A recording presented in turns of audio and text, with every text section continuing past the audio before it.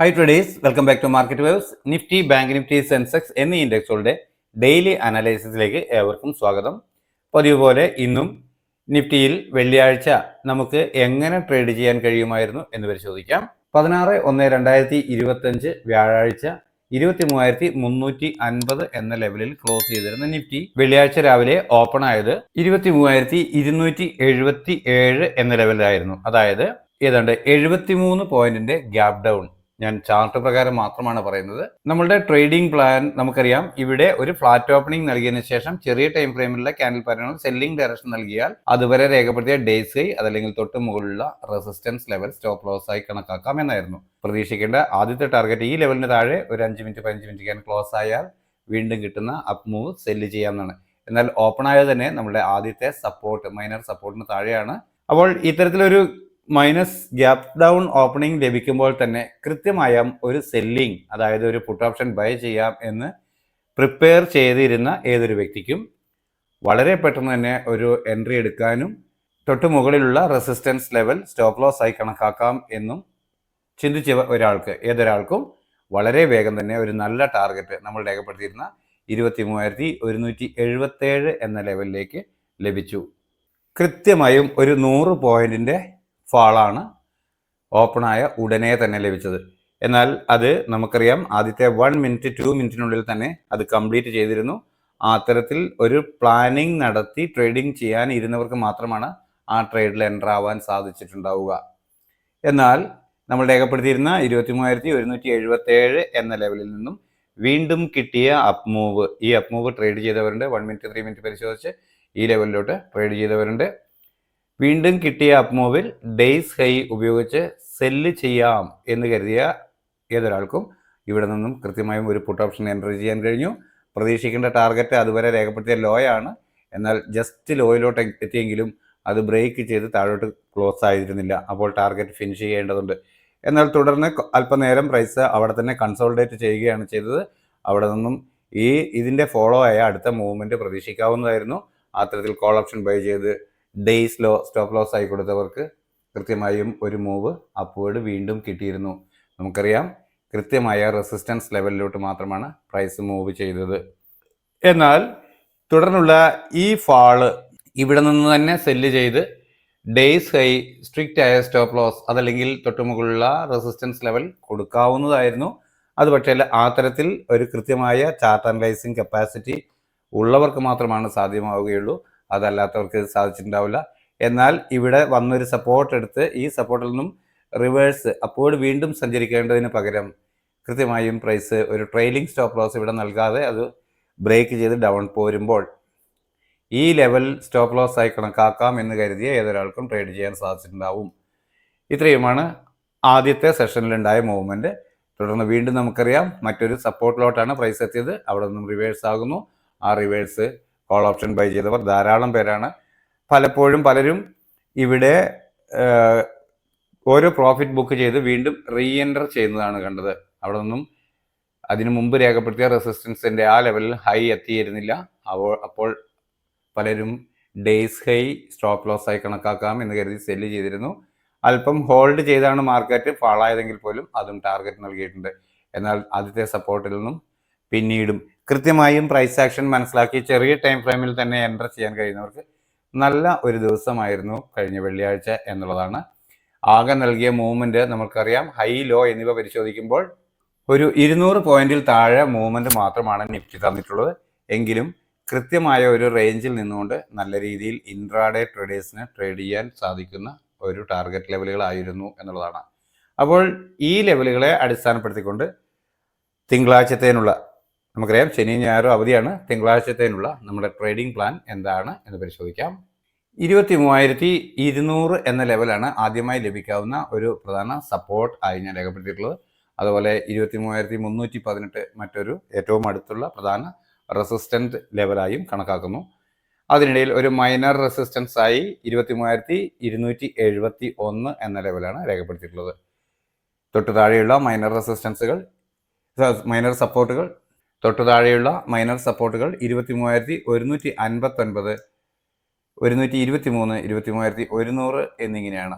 അപ്പോൾ ഇവിടെ ഒരു ഫ്ലാറ്റ് ഓപ്പണിംഗ് നൽകിയതിന് ശേഷം ചെറിയ ടൈം ഫ്രെയിമിലുള്ള ക്യാൻഡിൽ പാറ്റേണുകൾ പ്രൈസ് ആക്ഷൻ പ്രകാരം അപ്വേർഡ് ഡയറക്ഷൻ നൽകുന്നു എന്ന് ഫീൽ ചെയ്താൽ അതുവരെ രേഖപ്പെടുത്തിയ ഡേയ്സിലോ അതല്ലെങ്കിൽ തൊട്ട് താഴെയുള്ള സപ്പോർട്ട് ലെവൽ പ്രധാന സ്റ്റോപ്പ് ലോസ് ആയി കണക്കാക്കിക്കൊണ്ട് അപ്വേർഡ് ഡയറക്ഷൻ ട്രേഡ് ചെയ്യാം. ആദ്യം ലഭിക്കേണ്ട ടാർഗറ്റ് 23,271 എന്ന മൈനർ റെസിസ്റ്റൻസിന് മുകളിൽ ഒരു 5 മിനിറ്റ് 15 മിനിറ്റ് ക്യാൻഡിൽ കൃത്യമായി ക്ലോസ് ആവുക എന്നത് തന്നെയാണ്.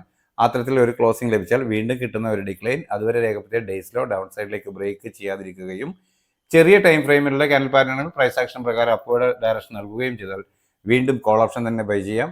ഡേയ്സ് ലോ ആയിരിക്കും അപ്പോഴത്തെ സ്ട്രിക്റ്റ് ആയ സ്റ്റോപ്പ് ലോസ്. പ്രതീക്ഷിക്കേണ്ട ടാർഗറ്റ് അതുവരെ രേഖപ്പെടുത്തിയ ഉയരമാണ്. എന്നാൽ അതിന് മുകളിലോട്ട് 5 മിനിറ്റ് 15 മിനിറ്റ് ക്യാൻഡിൽ ക്ലോസ് ആവുകയാണെങ്കിൽ തീർച്ചയായും 23,318 എന്ന ലെവൽ ടെസ്റ്റ് ചെയ്യും എന്നാണ് പ്രതീക്ഷിക്കുന്നത്.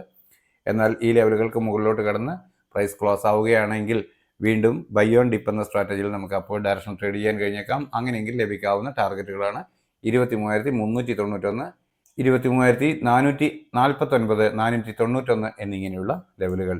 എന്നാൽ ഫ്ലാറ്റ് ഓപ്പണിംഗിന് ശേഷം ചെറിയ ടൈം ഫ്രെയിമിലുള്ള ക്യാൻഡിൽ പാറ്റേണുകൾ സെല്ലിംഗ് ഡയറക്ഷൻ നൽകുന്നു എന്ന് ഫീൽ ചെയ്താൽ അതുവരെ രേഖപ്പെടുത്തിയ ഡേയ്സ് ഹൈ അതല്ലെങ്കിൽ തൊട്ടുമുകളിലുള്ള റെസിസ്റ്റൻസ് ലെവൽ സ്റ്റോപ്പ് ലോസ് ആയി കണക്കാക്കി ഡൗൺ സൈഡിലേക്ക് ട്രേഡ് ചെയ്യാൻ കഴിയും. ആദ്യം ലഭിക്കേണ്ട ടാർഗറ്റ് ഈ മൈനർ സപ്പോർട്ടിന് താഴെ ഒരു 5 മിനിറ്റ് 15 മിനിറ്റ് ക്യാൻഡിൽ ക്ലോസ് ആവുക എന്നാണ്. അത്തരത്തിലൊരു ക്ലോസിംഗ് ലഭിച്ചാൽ വീണ്ടും കിട്ടുന്ന ഒരു അപ്പ് മൂവിൽ അതുവരെ രേഖപ്പെടുത്തിയ ഡേയ്സ് ഹൈ അപ്പർ സൈഡിലേക്ക് ബ്രേക്ക് ചെയ്യാതിരിക്കുകയും ചെറിയ ടൈം ഫ്രെയിമിലുള്ള ക്യാൻഡിൽ പാറ്റേണുകൾ സെല്ലിംഗ് ഡയറക്ഷൻ നൽകുകയും ചെയ്താൽ വീണ്ടും പുട്ട് ഓപ്ഷൻ തന്നെ ബൈ ചെയ്യാൻ കഴിയും. ഡേയ്സ് ഹൈ ആയിരിക്കും അപ്പോഴത്തെ സ്ട്രിക്റ്റ് ആയ സ്റ്റോപ്പ് ലോസ്. പ്രതീക്ഷിക്കേണ്ട ടാർഗറ്റ് അതുവരെ രേഖപ്പെടുത്തിയ ലോ ആണ്.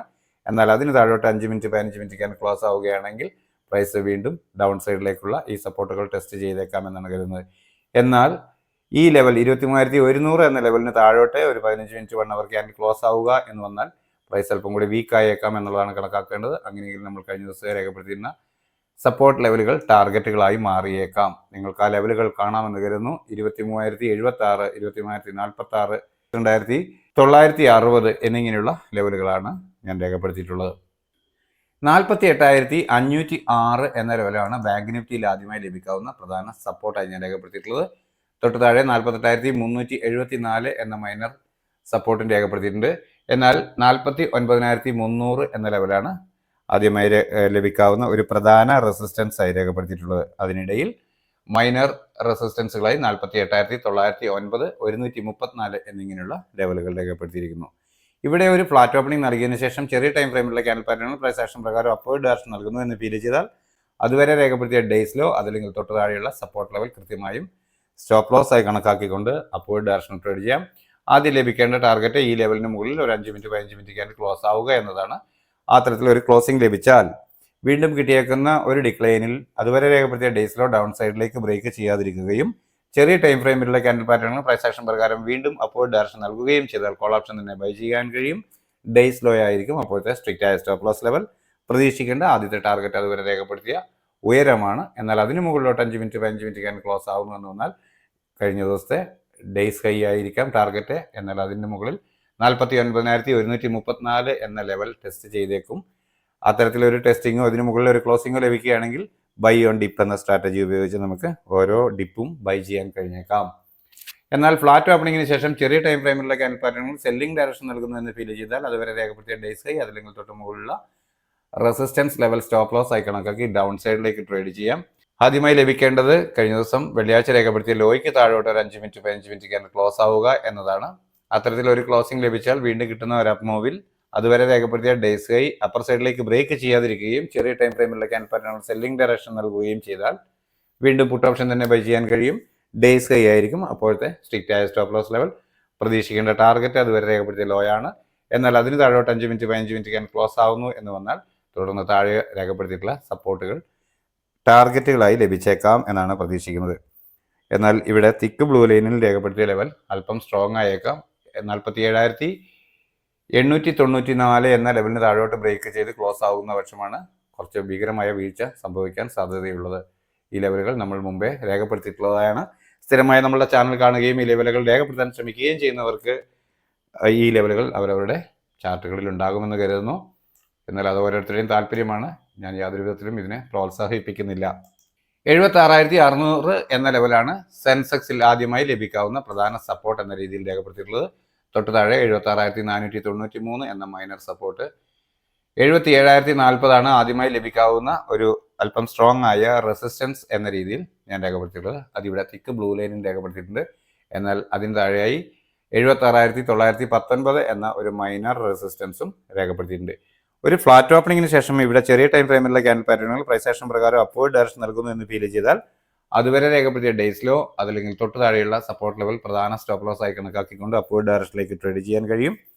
പ്രതീക്ഷിക്കേണ്ട ആദ്യത്തെ ടാർഗറ്റ് ഈ 76,919 എന്ന ലെവലിന് മുകളിൽ ഒരു 5 മിനിറ്റ് 15 മിനിറ്റ് ക്യാൻഡിൽ ക്ലോസ് ആവുക എന്നതാണ്. അത്തരത്തിൽ ഒരു ക്ലോസിംഗ് ലഭിക്കുകയാണെങ്കിൽ വീണ്ടും ഒരു ഡിക്ലൈൻ കിട്ടുമ്പോൾ അതുവരെ രേഖപ്പെടുത്തിയ ഡേയ്സിലോ ഡൗൺ സൈഡിലേക്ക് ബ്രേക്ക് ചെയ്യാതിരിക്കുകയും ചെറിയ ടൈം ഫ്രെയിമിലുള്ള ക്യാൻഡിൽ പാറ്റേണുകൾ പ്രൈസ് ആക്ഷൻ പ്രകാരം അപ്വേർഡ് ഡയറക്ഷൻ നൽകുകയും ചെയ്താൽ കോൾ ഓപ്ഷൻ തന്നെ ബൈ ചെയ്യാൻ കഴിയും. ഡേയ്സ് ലോ ആയിരിക്കും അപ്പോഴത്തെ സ്ട്രിക്റ്റ് ആയ സ്റ്റോപ്പ് ലോസ്. പ്രതീക്ഷിക്കേണ്ട ടാർഗറ്റ് അതുവരെ രേഖപ്പെടുത്തിയ ഉയരമാണ്. എന്നാൽ അതിന് മുകളിലോട്ട് 5 മിനിറ്റ് 15 മിനിറ്റ് ക്യാൻഡിൽ ക്ലോസ് ആവുക എന്ന് പറഞ്ഞാൽ തുടർന്ന് തൊട്ട് മുകളിൽ രേഖപ്പെടുത്തിയിരിക്കുന്ന ലെവൽ ടാർഗറ്റായി ലഭിക്കാം എന്നുള്ളതാണ്. മുകളിലോട്ട് ഞാൻ രേഖപ്പെടുത്തിയിട്ടുള്ള റെസിസ്റ്റൻസ് ലെവൽ 77,200, 321, 453, 746 എന്നിങ്ങനെയുള്ള ലെവലുകളാണ്.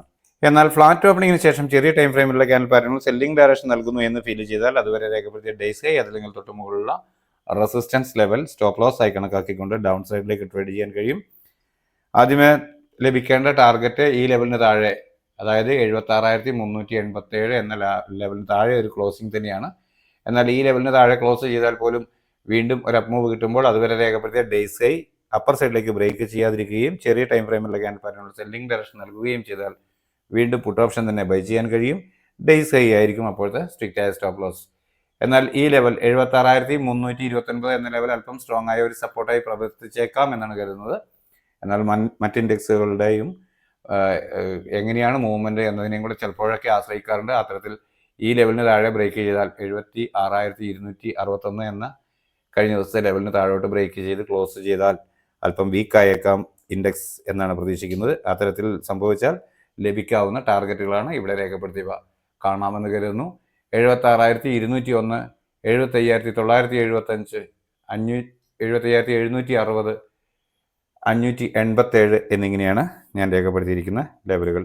അപ്പോൾ ഇത്രയുമാണ് തിങ്കളാഴ്ചത്തേക്ക് വേണ്ടിയിട്ടുള്ള നമ്മൾ സാധാരണയായി ചെയ്യുന്ന 3 ഇൻഡെക്സുകളുടെയും എൻ്റെ ട്രേഡിംഗ് പ്ലാൻ. നിങ്ങൾക്കറിയാം, ഞാനൊരു സെബി രജിസ്റ്റേർഡ് അനലിസ്റ്റ് ഒന്നുമല്ല. എക്സ്പീരിയൻസിൻ്റെ വെളിച്ചത്തിൽ എൻ്റെ ആവശ്യത്തിലേക്കായി തയ്യാറാക്കുന്ന ട്രേഡിംഗ് പ്ലാൻ മാത്രമാണിത്. ഗുണകരമാണെന്ന് തോന്നിയാൽ നിങ്ങൾക്കും ഉപയോഗിക്കാം. എന്നാൽ റിസ്ക് പൂർണ്ണമായും നിങ്ങളുടേതാണ്.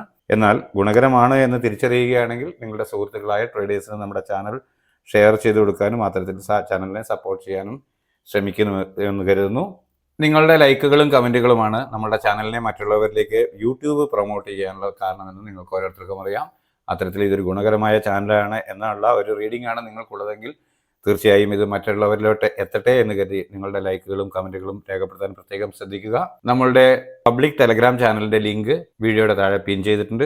താല്പര്യമുള്ളവർക്ക് ചാനലിൽ ജോയിൻ ചെയ്യാവുന്നതാണ്. അവിടെ എൻ്റെ വാട്സപ്പ് നമ്പറും ഇട്ടിട്ടുണ്ട്. ആർക്കെങ്കിലും ഞാനുമായി കമ്മ്യൂണിക്കേറ്റ് ചെയ്യണമെന്ന ഒരു താല്പര്യം തോന്നിയാൽ വാട്സപ്പ് വോയിസ് മെസ്സേജിലൂടെ ആ നമ്പറിലേക്ക് കണക്ട് ചെയ്യാവുന്നതാണ്.